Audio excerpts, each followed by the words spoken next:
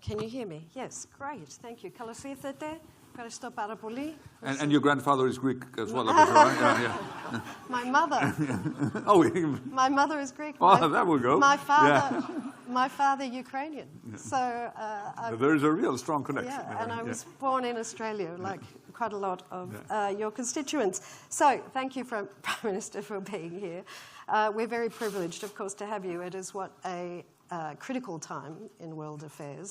A very pressing time in geopolitics. We're here to discuss, of course, the energy transition, but I want to start with the most immediate geopolitical issue, and that is the state of the region and, by extension, the conflict in Iran and Israel, if I may. I know you've spoken to various country leaders in recent days, including President Netanyahu, I believe. We have a seeming escalation today, courtesy of President Trump. What do you think the chances are, with that insight that you have, to a spillover into regional conflict?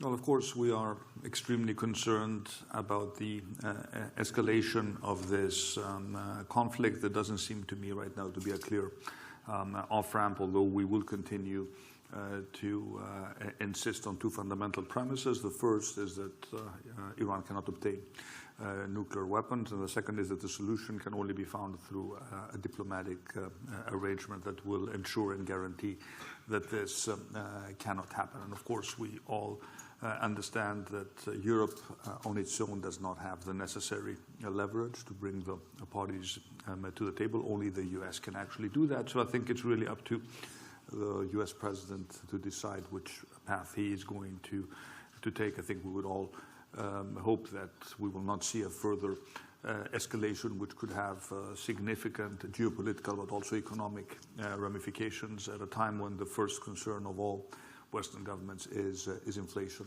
I think we are all very concerned about any driver that will push up inflation and that will significantly disrupt the energy markets. On top of that, Greece, as a leading maritime nation, is also particularly concerned with the safety of the Greek-flagged and Greek-owned ships. Just to put this in context, at the very beginning of the crisis, Greece had close to 180 ships, Greek-flagged and Greek-owned, in the broader region of the Persian Gulf. So this is an additional concern to us, but I guess we will all know much more over the next days. And let me also add that we should not forget about the fact that in Gaza we have a situation which is truly not just problematic but horrible from a humanitarian point of view. And the fact that we have this conflict now between Israel and Iran should not discourage us from continuously making the point that we need an immediate ceasefire in Gaza and unhindered access by the population of Gaza to significant humanitarian aid that will address the immediate concerns of the population. And if America was to become involved, you're a NATO partner, you're a military partner, would you see Greece becoming drawn into? Greece is not going to participate, no, of course. I mean, this is not an operation that in any way, shape or form affects Greece, and we have made that very clear. We continue to believe that there is no military solution to this conflict. And if you look at the history of the Middle East, there have been various fantasies about the ability of us to solve structural problems through sort of military campaigns. It didn't go very well in numerous countries, so we are extremely concerned about the prospect of a future escalation. At the same time, our obligation is to make sure that our citizens in the broader region are protected. We arranged some evacuations of Greek citizens from Israel very successfully. These are complex operation, and I do hope that we don't need to do more, but we're ready to address any eventuality. Mm-hmm. And you mentioned 180 ships, I think you said, in the Straits of Hormuz? In the broader area of the Persian Gulf. And are you tracking those ships to... It's our job to have a pretty good situational awareness of where, especially, and again, I do need to make a distinction between Greek-flagged and Greek-owned ships, but I'm looking at the broader sort of envelope of ships that are controlled by Greek ship owners. And of course, I mean, right now we've not seen a significant disruption in the energy market, and I hope that this is not the case. You know, we've worked very hard to bring down inflation, but inflation, I shouldn't use the word inflation, but the cost of living, which is cumulative inflation over 2.5, 3 years, is the number one concern. Also, the people in Greece, and it's a problem that, of course, will only be compounded should the region go up in flames. You brought us there to the sort of subject of energy interdependence, and we've heard about potential interconnectors and gas routes that might evolve in the region with Greece as a hub. But do you see that as potentially a problematic, being the other side of the coin of energy autonomy? So where countries like Greece can have significant renewable energy sources, they could rely on those more. Yeah, well, yeah. I mean, I guess this brings us into our overall energy strategy, sort of in line with the topic of today's discussion. When you look at Greece's energy mix, go back to 2010, for example, most of our electricity came from coal, lignite to be precise, which is dirty coal, inefficient, dirty, and emits a ton of CO2. So in 2019, we took the decision that we want to move away from coal as quickly as possible. And this has actually materialized. So 5% of our electricity production now is coal, and mostly it's used as backup. So we've seen a significant increase in the penetration of renewables. We're more than 50% now renewables. There are hours, especially in months of April, May, or October, November, if it's windy and sunny, for hours the system runs on renewables. And of course, we have ambitious targets to increase the penetration of renewables. We're slightly biased towards solar, so I would like to see more wind. Offshore wind is a big potential, and of course, we also invest heavily in storage, pump storage, and try to add, batteries to all renewable installations that are being built. But at the same time, we need base load power, and as many countries, we have placed a strategic bet that natural gas is going to supply base load power for the foreseeable future. We want to see more competition in the market. There are new plants being built, which are going to be more efficient, which I think is going to be good for prices in the system. But of course, we also see gas as a strategic asset. Greece's opportunity to become a provider of energy security to our region. So if you look at, for example, a few years ago, Greece was simply importing, the gas that it required. And now 17 billion cubic meters go through Greece. 11 are exported. So Greece is becoming a hub. And if you just look at the map, the second map, the first one that was put up was actually the northern connection, but it makes the very, very convincing case how using the existing infrastructure. First of all, our liquid regasification units in Revithousa and Alexandroupoli, the TAP pipeline, but also the Trans-Balkan pipeline through reverse flow, how we can be a provider of energy security to countries up to Ukraine. So there is a corridor here of great geopolitical importance that connects Alexandroupoli, Greece in general, Bulgaria, Romania, Moldova, and goes up to Odessa. This is a corridor which is not just an energy corridor. It could also be a logistics corridor. You could also envision, this is something I discussed when I was in Odessa, a train link. It bypasses the straits. It's much easier to ship and much quicker to ship goods. It takes 15 hours if you have the seamless rail connection. So this is a corridor that's important not just for energy, but for energy in particular. Us sending gas to Ukraine provides Ukraine with energy security, but also opportunities for all those involved in the transport of gas. We still have some outstanding questions with our Romanian friends because the duties are slightly too high. So we want to be able to offer a bundled product in terms of pricing, a topic I discussed when I was in Romania. I think we'll make that work because we want to make sure that the route is competitive. And of course, Ukraine also has an interest in making sure that from a price point of view, the tariffs are not too high in order to make sure that we can actually use our infrastructure to export gas up to Ukraine. And of course, Ukraine has, as we heard, significant gas storage facilities. How are they going to be filled? To the extent that they're not going to get any gas from Russia. And this seems like a fairly medium to long-term kind of proposition. Another energy solution that some people are looking at is nuclear energy, which of course is at least a 10, 15-year lead time. Is that something that you think Greece is prepared to consider? I think we should be prepared to join the nuclear alliance. And this may come as a shock to some people listening to us, given that Greece is a country that has no background or no experience in nuclear energy.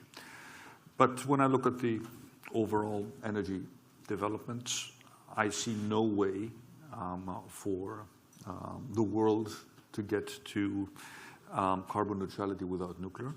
And I see very interesting developments in nuclear technology, especially when it comes to the small modular reactors. And I just don't want us not to be part of this discussion. I'm not saying we're going to do anything next day, but at least I want us to be part of the conversation and to understand where these technologies are going. And by the way, this is also a critical issue for Europe. I've been making the case repeatedly at the European Council that we need to place strategic bets in those sectors of clean tech where we believe that Europe still has a significant comparative advantage. I think nuclear should be one of those. Again, we are not part of the value chain, but there are countries that have experience. So it seems strange to me that a country that was heavily a continent that was heavily relying on nuclear technology is not at the forefront of the new investment in nuclear. And of course, we also have the fusion debate, which long term is the holy grail of research. So we need to be very present. And when I look in those spaces, so when I look at solving our energy problem, we can talk a little bit about how the energy market in Europe functions. I have quite a few things to say about this. One of the strategic bets I think that Europe should place in terms of committing significant resources would be nuclear. An additional point which I'd like to make, which is of particular interest to our shipping community. We have to explore whether nuclear is a viable option for shipping, for long-haul shipping. And we have to, as a leading maritime nation, we at least need to be at the forefront of the research and the debate. It may work, it may not work. It's going to be 10, 15 years out. But if we really want to think strategically, as a maritime nation, we cannot stay away from this debate. And this, of course, is a discussion that I'm very open to have with the shipping community and to ensure that we create a common working group that is going to look at this technology, at least as an option. Because when you look at decarbonizing shipping, there is no silver bullet, as you know. There's no technology right now that seems to stand out. There are interim solutions, but we have to think 10, 15 years into the future. So I don't think we can stay away from this discussion as a country. What about hydrogen? You have water, you have some water shortages at the present, but you have sun, you have, We have a hydrogen strategy, but hydrogen has proven more complex, as you know. I mean, the logistics and the cost of hydrogen has proven more expensive than many people thought. It's an option, but I would, right now in the short term, probably focus more on resources on storage and on pump storage in particular, because we have the geography to do that. Not many countries have that. And we have quite a few reservoirs already. As you know, we have one big pump storage project in Amphilohia in western Greece that is funded through the RRF and progressing very nicely. We have enough. We have dams. Hopefully, they will we'll get some more rain in order to make sure that they are filled to capacity. But this is an area where I would place more emphasis. And by the way, when I look at, again, clean tech technologies at the European level, we have to be leaders in storage. Some experiments, as you know, of companies didn't go very well, but this shouldn't discourage us in terms of funding, advanced research when it comes to new storage solutions. Are we ever going to be competitive in solar panels in Europe? I have my doubts. So we need to understand within the clean tech space where we can still play a role and where we cannot play a role because simply the train has left that station. So certainly storage and nuclear, probably offshore wind, these are areas. And we haven't yet spoken about interconnections and grids, but maybe we can talk about that because that brings us into the question of how the energy market, the European energy market, is working or not working. So tell me how you see that. I mean, grid is a problem in every country in the world, including in China, where they have command control economy and they're spending 800 billion, I think it is, 3 times the American program, the IRA, almost deceased, between now and 2030. So how do you see Europe overcoming that when it has these budgetary challenges, a squeeze on defence mechanisms and so on, and maybe you want to bring into account the Chinese imports issue? On energy and on interconnections, let me point out that I sent a letter to the President of the Commission, urgent letter, stating the obvious. First of all, that the prices of energy we have in Europe, across the board, we have a major competitiveness issue. And my second point was that we don't have a European market for energy.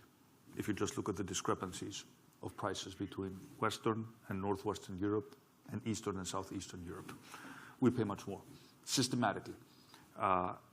It's a question of interconnections. I fundamentally believe it's also a question of the minute details of how the algorithm of the target model is programmed. For lack of better word, I would be more explicit, but we are disadvantaged. I would use a stronger word here, and these are the poorer countries of Europe. So this system has been set up to provide cheap. For some reason, even when electricity can flow between countries in order for the prices to equalize, it doesn't happen. So it's a question of interconnections, but not only. And this is not acceptable. I mean, we're at the corner of Europe. We're doing our fair share in terms of moving towards renewables. Why should we pay so much higher prices in a market that at least should aim towards, price parity? Because otherwise it's not a European market. So let's not talk about a European energy market because it simply doesn't exist right now. We have fragmented marketplaces. And for me, this is a major issue. It's good that that a working group has been set up. Also, I have enough experience to know that when we set up working groups in Europe, maybe we just want to kick the can down the road. And this is simply, again, and it's not just for us, it's for Romania, for Bulgaria, even for Hungary, this should not be acceptable. Which brings us to the question, how do we look at the energy market as a whole? How do we ensure the common European good? This is what Draghi mentioned in his reports. How we're going to invest in interconnections. For example, we're tripling our interconnection with Italy. That's something we agreed with Giorgia Meloni when I was there. It's good and important. Italy, by the way, is also an outlier, a more expensive outlier in the prices of I think Spain also. Of energy. Spain and Portugal, they're an island. They have low prices for other reasons. Could they join your push, if you like? I don't think they would have an interest right now because they have lower prices. If you look at the But they have an interest in interconnection. Yeah, but they have an interest in a greater interest in interconnections, and they have the problems between. But they have a different structure. So we need someone to look at the European market, and that does not have an interest in specific markets, and that looks at, for example, where are the bottlenecks.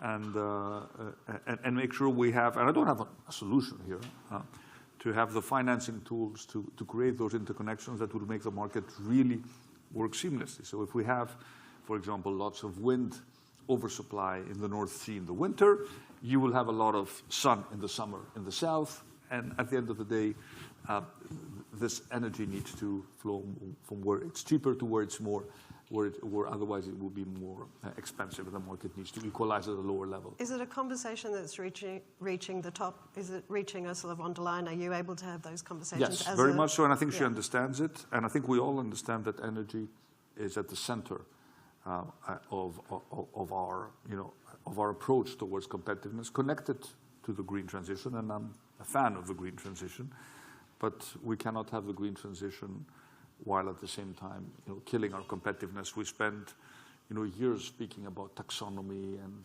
about labeling, types of energy as good or bad. We need to be neutral in our approach. And your position on the Green New Deal? New Green Deal? Adjustments. I think adjustments need to be made, especially when it comes to regulatory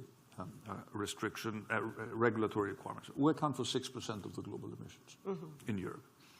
Do we really think we're going to impose our rules upon the rest of the world, and everyone's going to adjust and do business with us, or are we putting our companies at a position of disadvantage? I think it's a second. So adjustments need to be made, and I think we're moving in the right direction, especially when it comes to the sustainability directive and the bureaucracy that we place on our companies. And of course, also issues regarding, for example, shipping. Shipping is a global industry.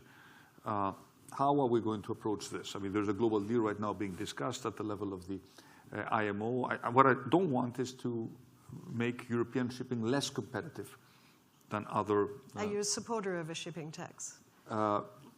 I'm not ready to move in that direction yet, because I think we need to look at all options. What I don't want is, ship owners to just change their flag and move elsewhere because the regulation. We need a global regulatory framework for shipping, because shipping is a global industry. And again, we need to be cautious that some of the solutions are simply not supported by industry. We don't have enough green fuels right now, and it's going to take time. So we need to be realistic, ambitious but realistic, and this is sort of my overall observation regarding how we need to address the Green Deal issues.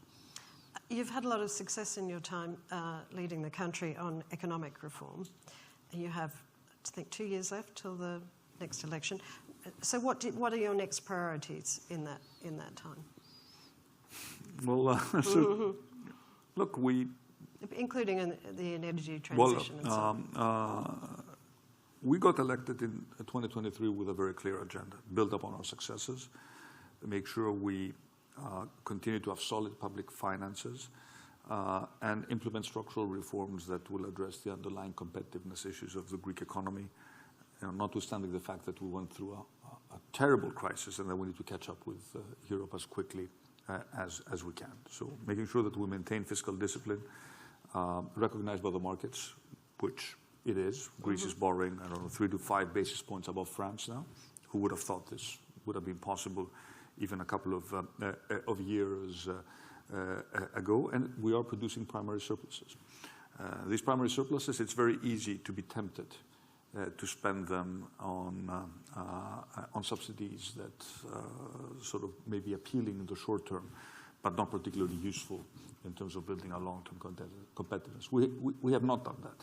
For example, when we created the super surplus in 2024, as a result of a painful structural reform, which was going after tax evasion, because I hear a lot of debate, you haven't really done any reforms in your second term. Well, that was a very difficult reform, which we did at the very beginning of our term. Yes, it did take some time to pay off, but now we see the results. Half of the money that we saved was spent in public investment.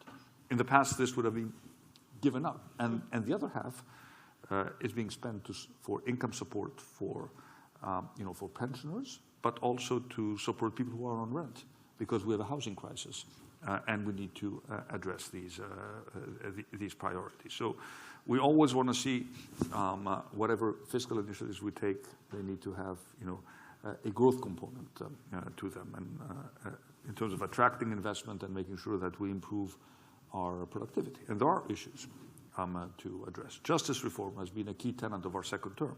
We're beginning to see the first results in terms of the speed with which judicial decisions are being made, but these are long-term reforms. So the problem is you start making the reforms, but you don't see the results immediately. Now I think we're beginning to see results of those reforms that we implemented in the first 2 years. Improving our healthcare system has been a great challenge for us, but using European money, we are upgrading health centers across the country and emergency rooms in more than 90 hospitals. People are beginning to see that. We're beginning to deliver drugs at home to people who were standing in line at the local pharmacy to get them. So a lot of these reforms are becoming more visible. So it's a question of making sure that we continue this plan. And of course, at the end of the day, supporting disposable income. How do you raise wages? unemployment has been coming down. Yesterday, we were at this incredible event. It was very moving, where we spoke to people who found jobs through job search initiatives undertaken by the Public Employment Agency, but also people who came back from abroad.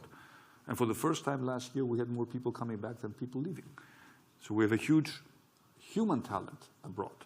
And at a time when companies are struggling to find employees, they go to one place, one city, and suddenly you have all these extremely talented people showing up, and they recruit like crazy from abroad. And of course, we need to give them incentives to do so. For example, for our doctors in the US, 3 months ago I received a letter saying that, look, we have problems with our accreditation.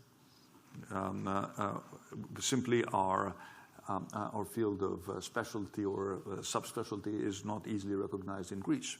And we go through a huge bureaucracy. So we passed a piece of legislation. It's very simple. If you're accredited by a US board, you're automatically accredited in Greece. I feel that if the US gives you an accreditation, well, it used to be the case at Harvard, but for you, but yeah, but now it's happening automatically, and suddenly we're opening up the door for more people to return. So you look at the long-term structural challenges, the job market, how to make sure we have more participation, female participation, people with disabilities, productivity, still a huge challenge. Certain sectors are doing well, other sectors are not doing so well. The agricultural sector, huge challenge, but also huge opportunity. Water management, long-term water management. The system we have right now is broken. It's so fragmented. I mean, we lose, we have leakage, no one manages water. We need to centralize all this. So these are some of the initiatives that also will take us, hopefully, into our third term. So when I look at our term, this is not just seeing out our term and then not thinking about what we will do afterwards. I think we're in a good position. We're way ahead in the polls. We could win a third term, but we will only do so if, A, we convince people that we did what we told them we would do in 23, and B, if we present them with a credible plan about how we want to take the country forward. So, as climate editor, I think, oh no, we've still got a bit of time. I have to ask you a climate-related question. Of course, you refer to water shortages and talk about the pressing need for energy and so on, but Greece has also suffered increasing black swan type events, floods, droughts. Today, I think I saw a report in Kathimerini saying July is going to be warmer than previous Julys on average. The fires in Evia, it's a rare. Coming from Australia, we have the regular sort of drumbeat as well, but it's getting louder. What do you think you can, to the extent that you can do anything about that, because Greece is a small country, its emissions by itself aren't particularly large. And we are leaders in terms of bringing down our emissions, if you look at the 2005 sort of benchmark. So we're doing our part in terms of reducing but unfortunately emissions. The planet is not respecting these borders. What do you think is necessary in terms of EU funding? As we say, we know it's a tight time. There are a lot of other demands on the Commission. Well, I think that's a good question. And when I look at the overall balance between adaptation and mitigation, I think we've placed all our chips sort of in the mitigation bucket, but adaptation is still non-addressed. We don't address it yet. If you ask me, and again, impossible to predict, if in 15, 20 years, technology will solve the clean energy problem, I think it will. I don't know what the solution will be, but the problem is what will happen from now until then. And we have real adaptation requirements that also need to be supported and funded by the European Union. And this is not a question of simply going after a natural disaster. Water management needs to be the #1 adaptation priority. And we need more funding for water management. It's critical.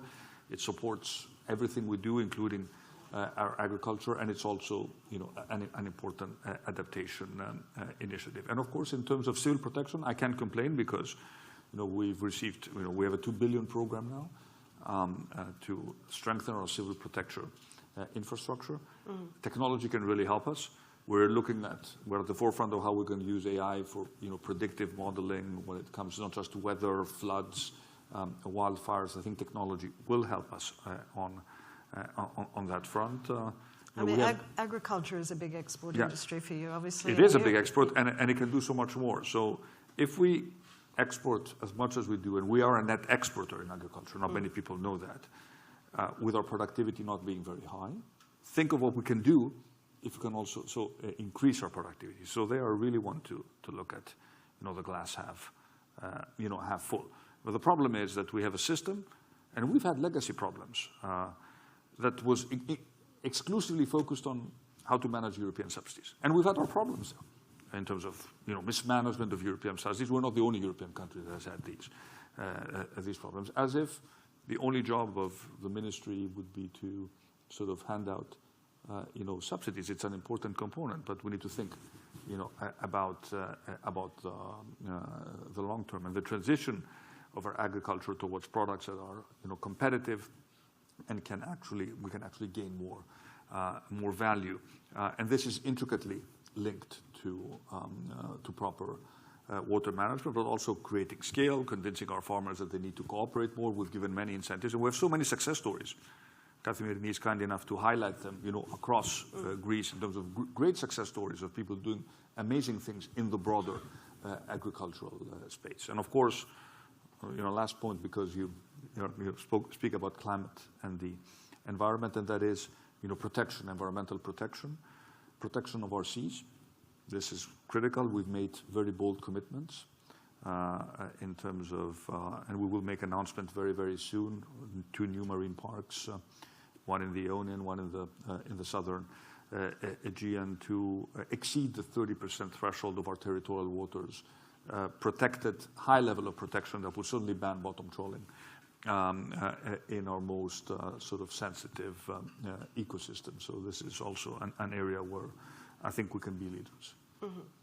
And we are out of time, but I just wanted to wrap up really to say, if you make a third term, and I believe the commission, head of commission job will come to Greece, is that correct? In 27, maybe? No? You surprise me. I have no... No, okay. I have no European... Would you... have don't have ambitions? I have no European ambitions. I'm perfectly happy with what I do, and it's a great honor to be Prime Minister. It's already, more than a full-time job. And right now, even 27 in terms of the next elections is too far for me to think. Usually in politics, if you plan way ahead, events, I might try to get up every day, try to do my job as best as I can, and try to stick to our agenda. We got more than 40%. People voted on a specific agenda. And my question to my team is very simple. If in 2027 we go to people in Greece and tell them, look, this is what we told you that we would do, and we've done 80% of it or so, or we've delivered on our commitments, are we going to be a successful government? I think yes. So that's my priority now.